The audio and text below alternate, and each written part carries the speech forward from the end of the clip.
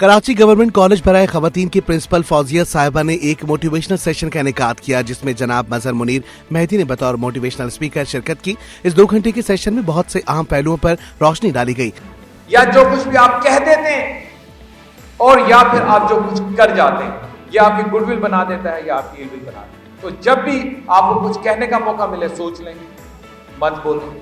अगर कुछ लिखने का मौका मिले तो सोच लें, और अगर कुछ कहने या करने का, एक्शन करने का मौका मिले तो पहले केयर एंड भी बड़ी एहतियात के साथ बात करें।